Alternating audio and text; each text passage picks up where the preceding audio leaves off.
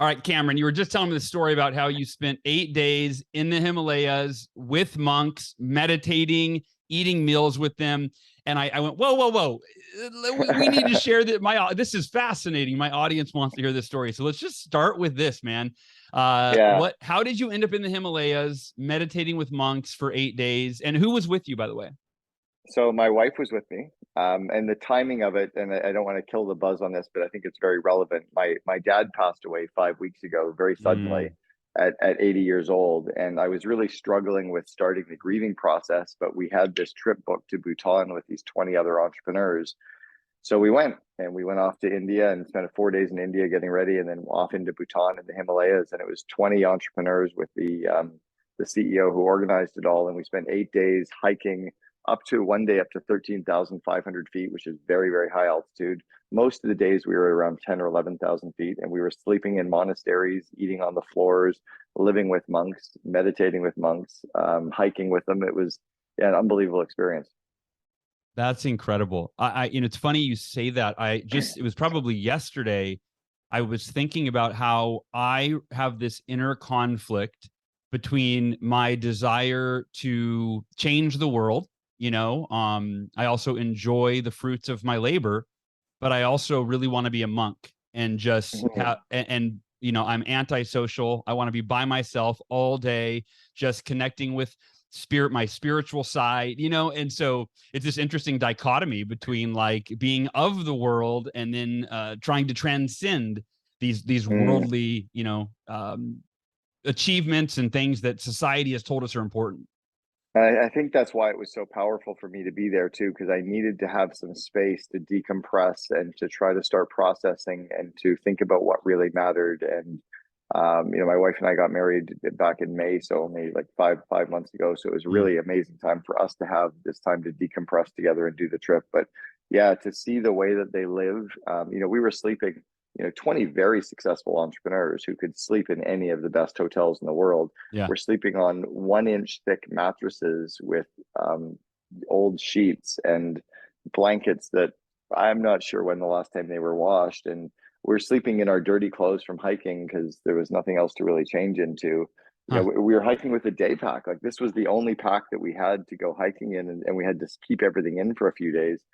And then we're eating, rice out of these plastic bowls and sitting on the floor of the monastery and just super connecting. But man, it was amazing. The time, the meditation, the connection with people, and just seeing some of the stuff that we did with them, I think blew them open as well, but it also really blew us open. So as I was saying to you at the beginning before we went live, the second last night that we were there, we had a bonfire with them, Mm. and they're only allowed to have one bonfire per year. And so we had this amazing, huge bonfire. They poured gas on it, like a real proper bonfire. And the kids were Yeah. all like just standing around staring into it. And then my wife, who really loves to dance, had this Bluetooth speaker, and she put her phone on to Bluetooth and just started playing music as you would normally probably do at a bonfire. But the monks have never really been allowed to dance at the monastery. Huh. And all of a sudden 10 or 15 of the youngest ones were just dancing and super excited, and then the older ones started dancing, and then the head monk was kind of going, I guess I can't stop this, so tonight's a dance party. And for 2 hours we like danced with all these monks at 11,000 feet. And then what completely blew us away, this all of a sudden foggy kind of clouds over the valley parted, and there was a massive full moon. And it was Mm. almost like God was just saying, like, I got you, I see Yeah. you, this is amazing. We went back into the monastery with him afterwards, and we were teaching him how to make paper airplanes, which I guarantee you they didn't know how to do. But I think we kind of blew their hearts open, but they blew our Yeah. hearts open. And it'll probably tilt their learnings a little bit. I'm sure it will take them a few months to unlearn some of the Western stuff that we Yeah. maybe taught them. But That's funny. it's only the second time that anybody's actually stayed in this one particular monastery. It's only the second time they've had strangers actually stay there. And there were 20 of us there for 2 nights. Wow. Yeah. And now Yeah, it was cool. and right now they're telling stories about you and your Bluetooth speaker. And, these Westerners came in and some of their ways weren't so bad. Yeah, yeah. They were never they're never against Westerners. They just decide to, like, they know what civilization is, right? They've been removed or have decided, or their family has decided to put them into this monastery, and they want to live this life. So they know what's out there. They've just decided to live a life of simplicity and prayer. And they're actually sitting praying for, which I didn't realize, they're always praying for all living beings. They don't pray for themselves. They don't pray for their, group. They're praying for everyone. So they're praying for your happiness, for my happiness, for everyone's happiness all the time. They're very hyper aware of what's happening with the world, and also, even if they're not aware, they're aware of the suffering and the pain and the opportunity, I guess. If only we could all live more that way, right? Where we see each other as family, one big human family, and that are all on this journey called life together. And if you, just because your political views might be different than mine, that's also superficial in the scheme of life, right? Yeah, it's funny. One of the things that I have always struggled with at events, and you and I have been at lots of business events together, I always struggle with remembering people's names. Oh, me too. Oh, big time. I'm not present enough, and I'm so focused on the next part of the conversation or whatever my ADD is feeding me with. Well, the final morning, at 7 a.m, we're eating breakfast, and this young monk who's probably 8 years old walks up to me and he said, "Cameron, we'll miss you." And I'm like, how did you even remember my name is Cameron? Like, we're not wearing name tags. The English isn't their first language. Like, I could never remember what this kid's name was. Yeah. And it was amazing that he was so present that the one time I mentioned my name, he was able to remember it, or thoughtful enough to care. And I was just like, wow, like, what a lesson in just being there. Well, and you think about one thing that comes up for me is that his mind isn't clouded with 1,000 stimuli every day, right? Whether it's his to-do list, or the 3 television shows he watched that day, right? I mean, all of those things just cloud our consciousness, and remove what really matters, which is, hey, this human being named Cameron came in, and that was really the highlight of my, like, maybe that day, that's the only thing he really focused on outside of his normal, just connecting with the present moment. Yeah, that other thing, we put these 2 flip charts up on the wall, and one of them said memories and one of them said gratitude, and we were writing our notes on post-it notes and putting them up. And this was, the CEOs were doing it, our memories of being at this particular monastery, and our what we were grateful for. And then these monks started coming up and doing it. Like, they wanted to put up what their memories were. And wow, one of the guys, this guy Len, who runs a social enterprise in Toronto, only knew one magic trick, but he taught these people magic tricks, this one magic trick. I'm sure in a monastery they don't learn magic. Sure. And but the next morning the kids were all replicating the magic trick, right? And wow. one of them wrote, his favorite memory was the great Lendini. It was beautiful. It's an amazing experience. That's beautiful, man. Have you read the work of Anthony DeMello? He wrote the book Awareness. No, I know the name, and I have not read his stuff. So I discovered the book Awareness, I don't know, 6 months ago or so. And then I just got his new book called Stop Fixing Yourself. And I was reading it the other day, and I think all of his books are, I'm not sure if he's passed away, but I think his books are just lectures. I don't think he ever wrote a book. I think it's other people taking his lectures and transcribing them and organizing them into books, but he's just brilliant. And he shared something I had never heard before that will now be part of my work. And it is a distinction about happiness, and he talks about, like, all of your unhappiness is a result of society's programming. We've been programmed to think that happiness is outside of ourselves. It's in the achievement, it's in the recognition, the praise, etc. And he said, there is a very different kind of happiness that is available, that is real, true happiness. He said, I want you to think about the feeling you have when you achieve a goal, which ironically, we're about to talk about achieving goals, but when you achieve a goal, when somebody, recognizes you, right? Fame, fortune, when you buy something, right? That excitement when the Amazon package arrives and, oh my gosh, I'm so happy about this new thing. And he said, I want you to contrast that feeling of what you think is happiness, what society has told you is important, with the feeling you have when you watch the sunrise or the sunset, the feeling you have when you see a baby smile, the feeling you have when you connect deeply with another human being, are those the same, right? Those two forms of, right? No, one is this manufactured happiness by society Mm-hmm. that is short-lived, right? That we're constantly chasing the next stimulus to make us feel good, right? It's just short hits of Yep. pleasure and dopamine versus this inborn happiness that God or whatever you believe, right? We were born to see a sunset and feel the, or just nature.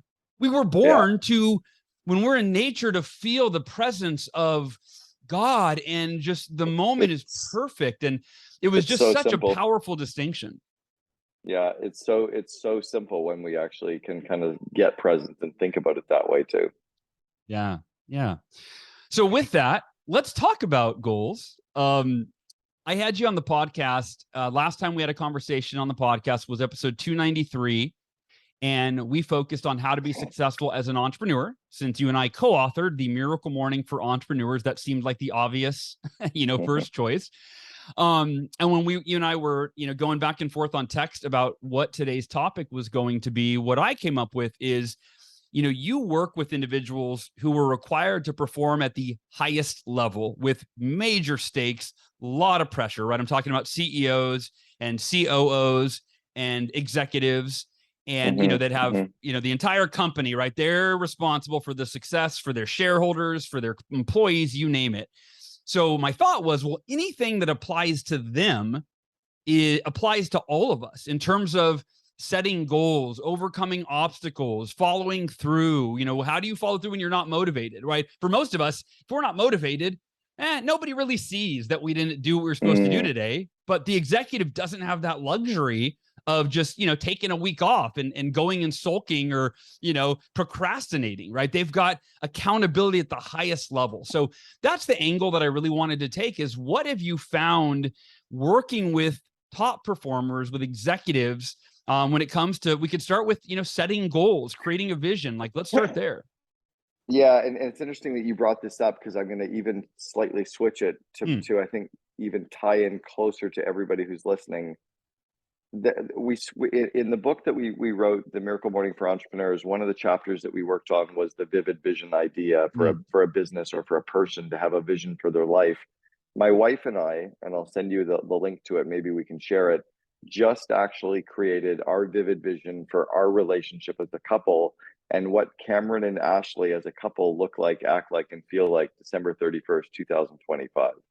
So uh, we leaned out into the future and we described our fitness, our relationship, our mindfulness, what we're doing with friends, travel, with family, what we're doing with our spirituality. We described our sexuality. We literally described the future state of our business. And what it's done is it's given us some things to work towards, some things to look forward to, it's stretched us.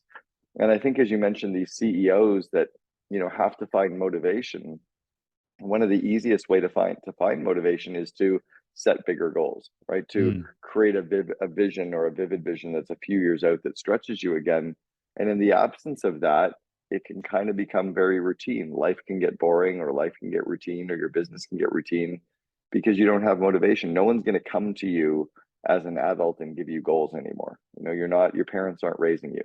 So I think that may be a good starting point to talk about is that vivid vision process and how businesses and people can use that. yeah. Yeah. Yeah. Let's dive into that. I just, our mutual friend, Steve Sims, I had on the podcast a week or two ago, and, Steve's new book, Go for Stupid. It was how do you set these big, ridiculous goals? So I'd love to kind of follow up on that for anyone that listened to that and hear your perspective on how to create a vivid vision. Because that is one of your, that's your keynote. That's one of your expertise. Yeah. So the basic idea is to not worry about how your vision is going to come true. So let's say that I describe my eating habits, right? I'm eating healthy meals. I have a chef that comes in a couple of times a month to cook for us. We actually live globally now. We sold our homes in the US, sold our homes in Canada, sold our cars. We literally live out of backpacks. We've been to 14 countries in the last 5 months. So Nice. we're spending a lot of time on the road. But how do you find healthy food? How do you find the local, grocers that are healthy? How do you get, wellness? How do we find personal trainers? So when we described our fitness, when we described our relationship with food, when we described me as an example, my relationship with alcohol, that now I only drink on Thursday and Friday nights, and only if I worked out that day. Nice. So because I'm on the road, I could be eating in a restaurant 7 nights a week. I can't have a glass of wine with dinner every night Yeah. because I'm not really in a restaurant. I'm now just eating. Yeah. So what we did is we leaned out into the future and started describing what our life looked like.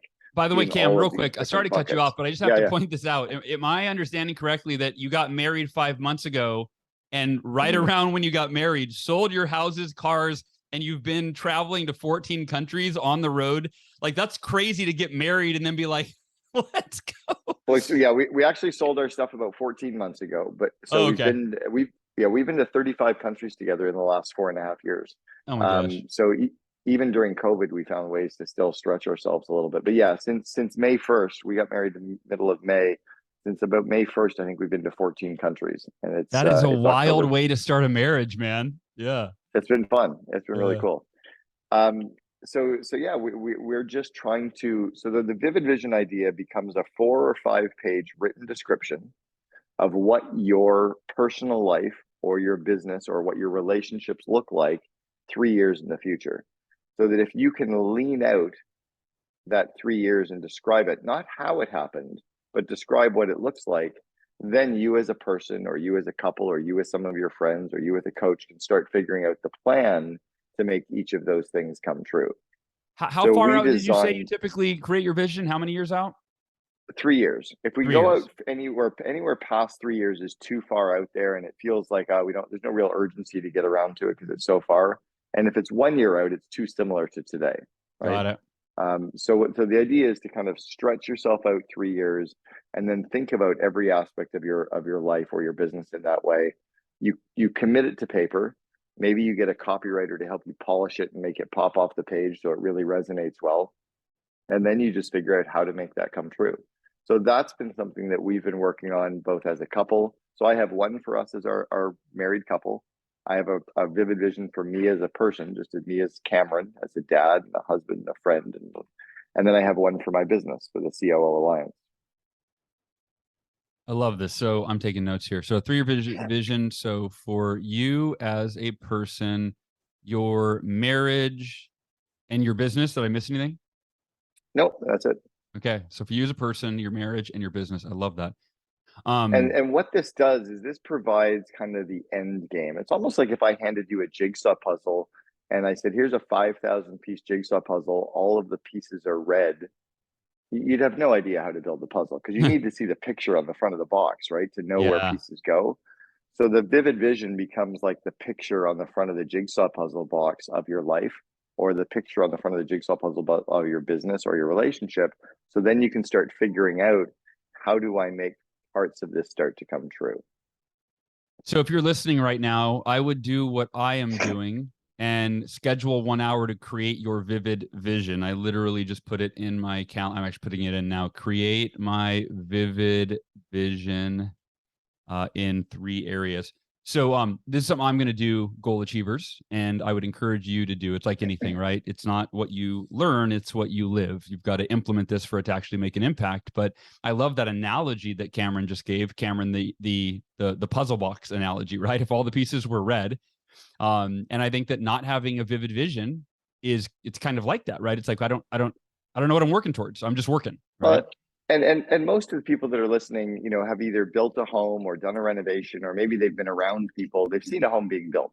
Yeah. So if you got the best contractor in Austin, you hired a great contractor and you said, "Here's a whole bunch of money, go build my dream home," and you left and came back in a year later, they'll have built you a beautiful home, but it's not going to look anything like what you wanted because you didn't describe it in enough detail. Yeah. You need to describe the vision of your home in so much detail that the contractor can come up with the plans or the blueprints to make your vision come true.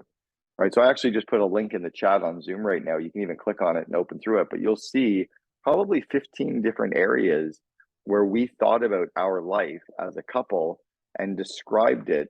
And then we can figure out, how do we make each sentence come true? And that's the same approach that I used in all the businesses that I've helped build, whether it was building 1-800-GOT-JUNK or, building any small businesses along the way. It was all about thinking about the future state and then reverse engineering each part of that vivid vision to figure out the plans to make the vision come true. I want to talk about that. You said something a few minutes ago. Don't worry about how you're going to achieve it.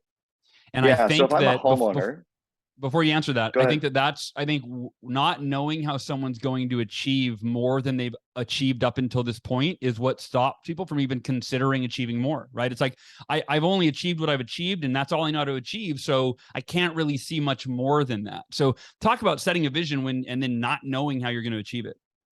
So if you're the homeowner and you're building or you're going to get a home built, most of the homeowners don't know how to do electrical. We don't know how to do plumbing. We don't know how to hang drywall. I don't know how to build cabinets. I don't know how to do flooring. I know what I want my home to look like, but I don't know how to build it. Mm. As long as I can describe what I want built and I have the money and the time, a contractor can figure out how to build it. They'll create the plans. They'll get all the employees to come in. The employees will follow the plans. The employees will build my dream home without ever having to talk to me. So it's the same as designing your personal life. If you can describe what you want your fitness to look like, you can then start figuring out later or get people to help you figure out later how to make that come true, right? It's kind of like our friends Dan Sullivan and Ben Hardy said in their book, Who Not How. It becomes a who problem, not a how problem. Mm. It's not, you don't have to worry about how to do it. It's who can you get to help you? Maybe what book can you read that can help you? What friends can help you? What accountability partners can you get that can help you? Right? It's why having No, go ahead. it's why having that vivid vision for our marriage is really powerful, because we can help each other. We can hold each other accountable. We can help. We're calling it our bucket list life. We're helping each other cross off things on our bucket list, but we're also helping hold people accountable. I'm right now 43 pounds lighter than I was 11 years ago. Wow. And it's because I have this woman who I'm in love with, who cares about my fitness level, and I don't eat crappy food and I get exercise. Like today, I worked out in the gym. I went into a cryo deep freeze, and I went into a high pressure kind of recovery pod tank. 2 days from now, I'm going into a circuit training with a fitness trainer. Like I'm really focusing on fitness as part of me. And I can't wait to have a glass of wine Friday night because I haven't had one for a week. I take 1 week off every month without any wine. Yeah. But those Yeah. are all parts of those are written in my vivid vision. Beautiful. And that really is, that's where it starts. And that's why it's important, because such an obstacle to creating a vision is us stopping ourselves before we start, because we don't know how we're going to achieve these big, audacious goals. And it's like, well, the way you're going to achieve it is first and foremost by creating a vision for it in writing. And then, I have a friend he used to say, when you commit to something, the how, HOW, reveals itself. Mm-hmm. Right. And that's what we're talking about here. I think it was in Napoleon Hill's Think and Grow Rich, where he talked about conceive, believe, and achieve. Yeah. And if you have the vision for what you're doing and you believe in that vision, you'll figure out how to make it come true. So when I'm saying don't worry about how, I'm not saying forever. I'm just saying while you're writing the vivid vision, don't worry about how you're going to do it. But if it feels right now, you got to be realistic. Like if you can't walk around the block, you're not going to run a 3.5 hour marathon in 3 years. It isn't going to happen, right? Yeah. But you could at least say in 3 years, I'm going to be running a 10K, or in 3 years, I'm going to be walking 10 kilometers 3 days a week. Like you have to have some reality check in what your vivid vision is, right? And that's why it's also good to only go 3 years out. You don't want to stretch 20 or 30, because then it's a dream. Yeah. And then you have, there's no sense of urgency. Well, you mentioned that the running thing, when I decided I wanted to run an ultra marathon, I had never run more than a mile. And that was when it was required in high school PE class. And I hated running. And so the idea of how, I had no idea. I can't run a mile. How am I going to run, 50? But it was putting it in writing, setting a date, and then committing publicly. Right. I thought, well, if I give my word to other people that I'm going to run this race to raise money for charity, right, my own ego is not going to let me look like a total jerk and a fraud, right? Yeah. So like just leveraging that integrity also, just like, hey, I said I'm going to do something, now I've got to do it. Let's talk about the obstacles. Where's your ultra marathon? Say again? Where is it, or where and when was it? Oh, I did it. It was 2009, the Atlantic City Marathon. So what's interesting is it wasn't an ultra marathon. It was a regular marathon that my good friend John Vroman, I think you know John Vroman, Front Row Yeah, Dads. yeah. John Vroman founded the Front Row Foundation charity, and he had reached out and asked me if I would run. And he said it doesn't matter. You could walk a 5K. I thought I'm not going to walk a 5K. He said, run a marathon. And at first I said no, and then I thought, man, what better way to challenge myself to expand my capacity mentally, physically, and emotionally, if you will, spiritually. And so I got back to him. I said, I'll do a marathon. I don't know how, but I'll do a marathon. And he had run an ultra marathon to start the foundation. That was like his defining moment to start it. And then I just kind of thought, if I could run 26, I could run 52. That was my total like lack of understanding running. Of how hard it really is. Yeah. Yeah. I just thought 26 is so impossible that I might as well say I'll do 400. Like they're the same to me, Yeah. Yeah. Oh yeah. Yeah. And so, Yeah, but the point was, so it was the Atlantic City Marathon. It was only a marathon. It wasn't an ultra. So what I did, and I convinced 3 of my coaching clients to do it with me. We showed up at the marathon at 3 a.m, which was 5 hours before it started. We ran the marathon before it started, and then ran the marathon once it started with everybody for this, to get the full 52. Oh my gosh. So you actually really did run the marathon twice. Yeah. Yeah. That's crazy town. Because I ran my marathon in Portland. I wanted to run one before I was 50, and I ran one right in my 50th year. And it was mismeasured, and the marathon ended up being 300 yards longer than a marathon is supposed to be. So definition of an ultra marathon is any race longer than a marathon. So technically, so you're an ultra marathon runner. Yeah, by 300 yards though, not by another full marathon. Hey, once you've run 26 miles, 300 yards feels like infinity, right? Like it really does. It's incredible. Yeah, we have a picture of me crawling across the finish line, just like legs. And I was in a wheelchair the next day. My wife had to push me around in a wheelchair at the airport. I literally couldn't walk. Oh yeah, it destroys. I can't imagine doing 52 and a half. That's crazy. Yeah. Well, and it was part of it. They say you become the average of the 5 people you spend most time with, right? Jim Rohn's famous line. So my good buddy John Vroman had run a 52-mile ultra marathon. My friend Jamie Bauger had run a 52-mile ultra marathon, and then John Berghoff had run a couple of 50s, and he had run a 100-mile ultra marathon, which is, so that was part of it. Like I'm like, well, if they could do it, I could do it. That's one of my primary beliefs, right? If another human being has done it, that means I can do it. It's possible. Exactly. Yeah. It is actually quite true. Right. Yeah. And then afterwards, people said, what's next for you? I go, dude, I'm burning my running shoes and I'm never running again. Like, check that off the bucket list. Best day of my life, but more so the worst day of my life. Like, it was so difficult. Yeah. I had to get my hip replaced 2.5 years ago. So it'll be my last marathon too. But now I'm hiking tons. So I'm quite happy just to hike. Good for you, man. Good for you. So let's talk about obstacles. To me, this is one of the most important, most relevant, most crucial, and yet under-discussed aspects of achieving goals, which is anticipating the obstacles that are likely, if not inevitable. And my thought on this is, if folks, right, if you're not aware of an obstacle that is likely to show up on your path to achieving a goal, then that obstacle will more than likely, it will derail you, or it will bring your efforts to a halt completely, right? Yeah. But if you can anticipate the obstacle and you go, oh, okay, so when I'm moving towards this goal, right, things aren't going to go perfectly. It's not going to be a clear path. I'm going to have internal obstacles like fear and self-doubt and laziness. I might have external obstacles where like things aren't happening as fast as I want.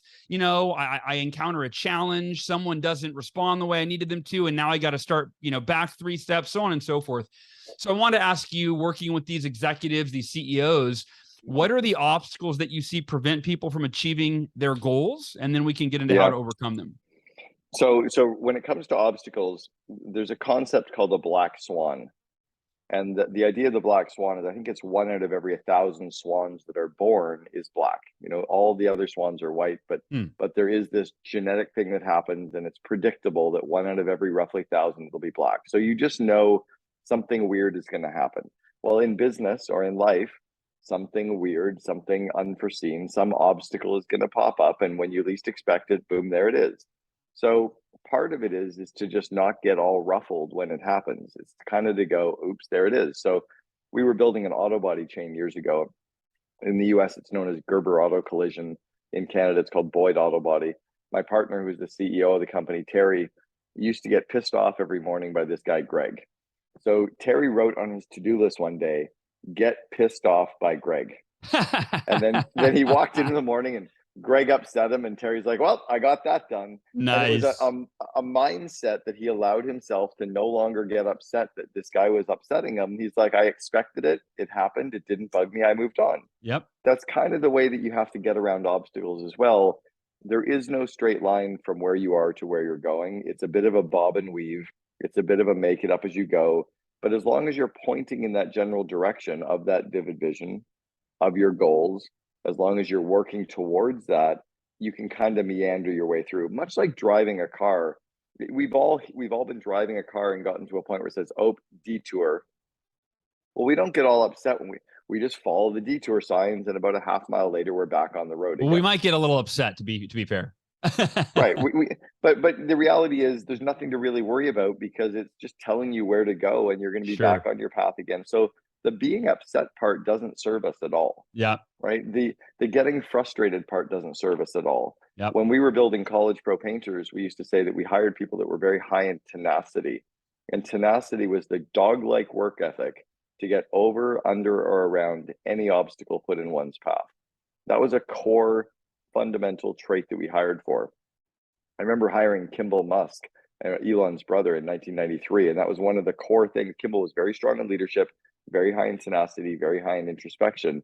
And I tell you, in all the businesses Kimball's built since 1993, he doesn't let obstacles get in his way. He's like, oops, there's an obstacle.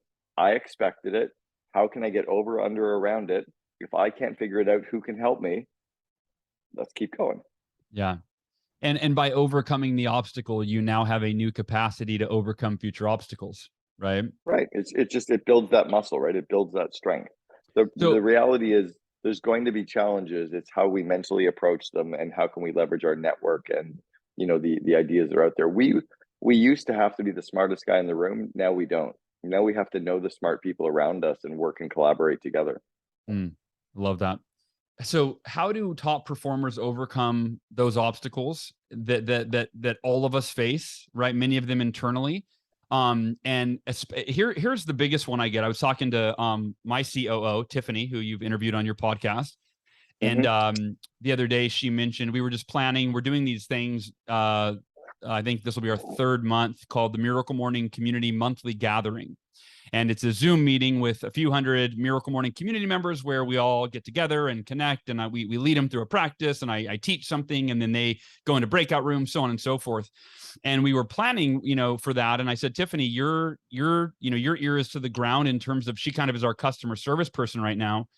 And I said, what do you get 100 emails a day? What are people saying that they need? And she said, I feel like what I hear most is how I don't feel motivated. Like, how help me. I don't feel, and a lot of it is I'm so overwhelmed, not only with personal life, but I feel like collectively, our collective consciousness, ever since 2020, our collective consciousness, what is out of our control has been just thrust into our faces every day, right? Whether it's a pandemic or it's politics or it's other people or that which is out of our control, which makes us feel out of control when we focus on it. It's just constantly in front of us. So this overwhelm is not just our individual overwhelm, which is like, I have so many things to focus on. I got my marriage and my kids and this and that, and I'm trying to achieve these goals. But it's just this collective overwhelm of like life in general as a member of the human race feels overwhelming. So if somebody doesn't feel motivated, if they're struggling in their personal lives, how do top performers, what can we learn from top performers on how to overcome those obstacles and achieve our goals? One of the big ones is that the top performers realize they can't solve the world's problems.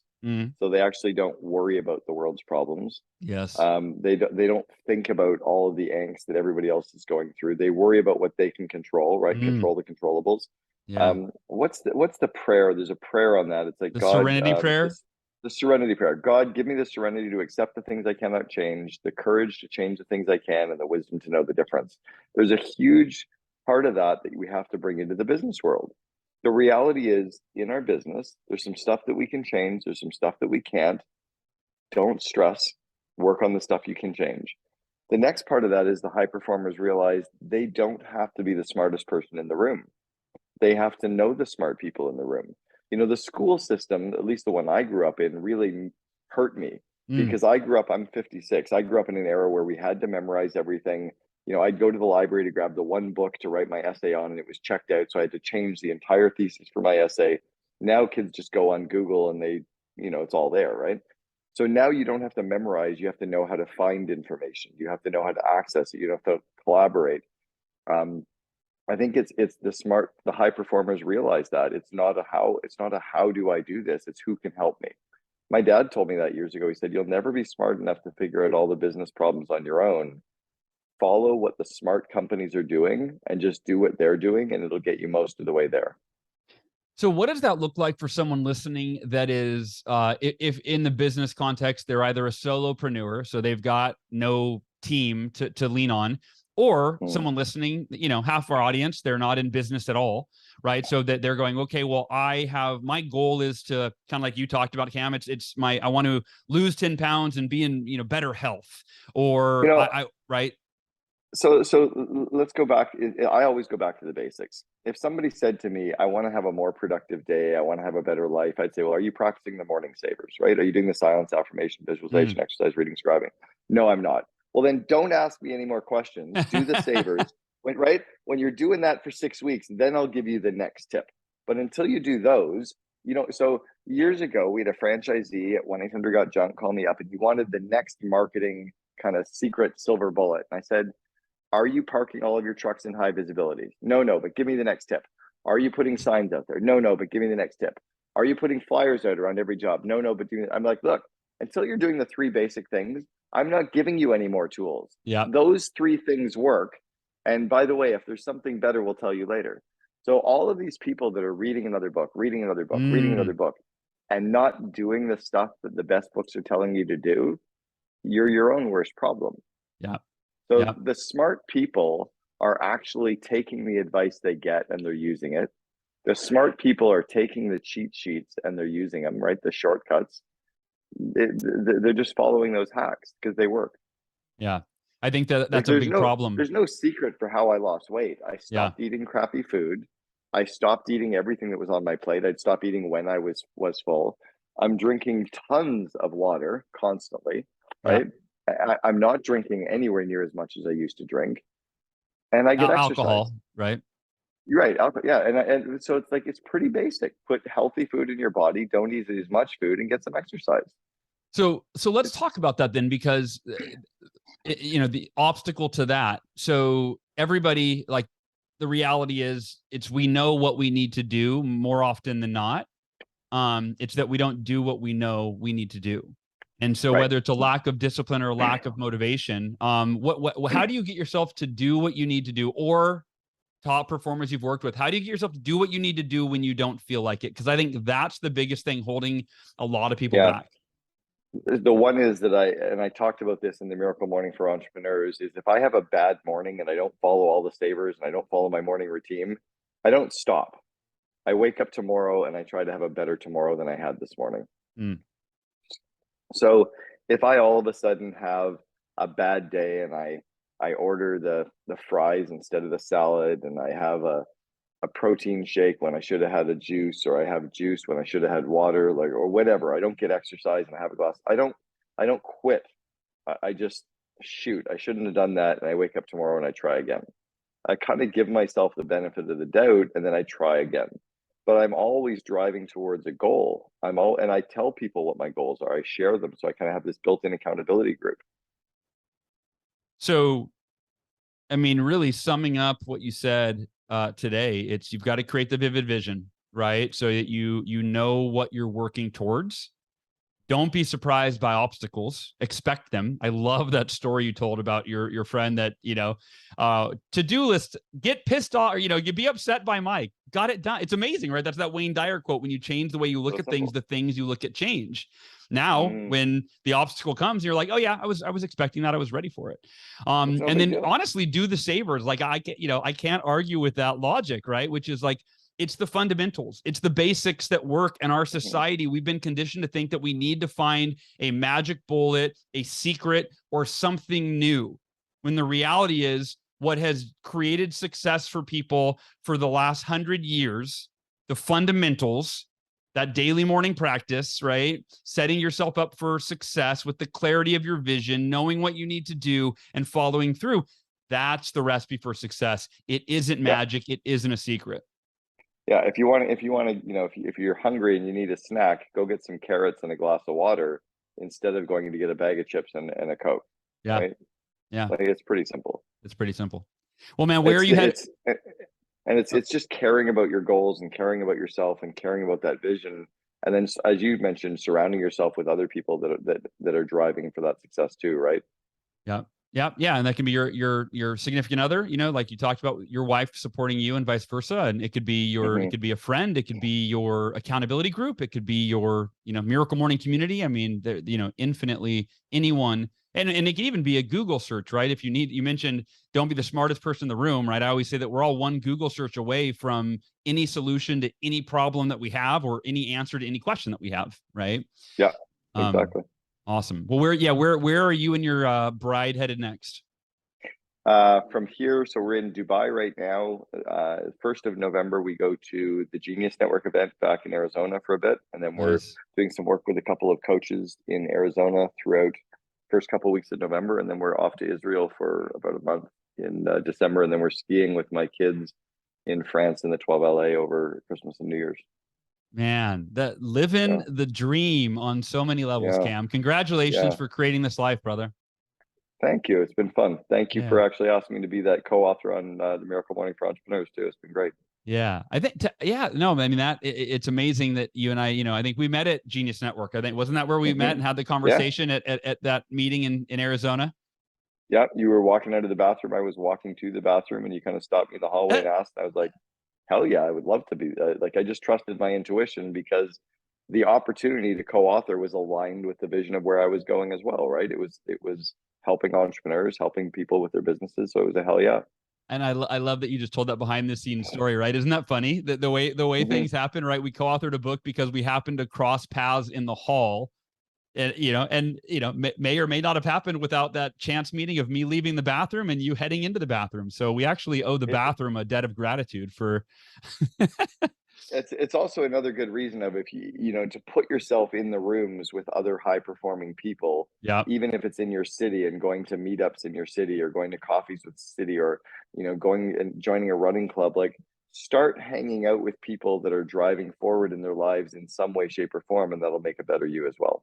God, that's so important. I mean, yeah, we could talk for another, 10 minutes. We won't, but on that topic, which is surrounding yourself with like-minded people, or people that are, that have the mindset that you want, that maybe you don't even have yet, but that you want to be around those people. And that's the thing is, I personally am antisocial. So I have to get out of my comfort zone. I'm going to this mastermind in Colorado next month. And like, I don't want to go, in that I don't Mm, like to, I'd prefer to be at home with my family, which I do most of the time, but it's a group of people that I realize these are the type of people that I, want to be around. And so I'm going to get out of my comfort zone, and I'm going to, invest a little money, and I'm going to make that trip, and who knows what will come out of it. But as you said, you don't know if you don't take that chance, and putting yourself around people that are like you and that are headed in the direction that you want to go can make all the difference in the world. So, well, I'm grateful that that's you're one huge. of the people in my corner, brother.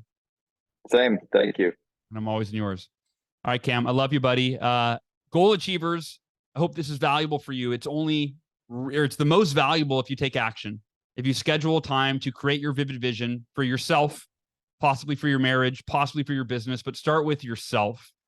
And then again, don't be surprised by the obstacles that are going to come your way. And like Cameron said, can stick to the basics. Do your savers every morning to put yourself in a peak physical, mental, emotional, and spiritual state so that you are at your best to be the best entrepreneur, the best parent, the best spouse, the best leader, the best human being that you can possibly be, to make the best impact you can make in the world and create the life that you want, the life that you deserve, and the life that the people you love and the people you lead deserve from you. So love all of you, and we'll talk to you next week.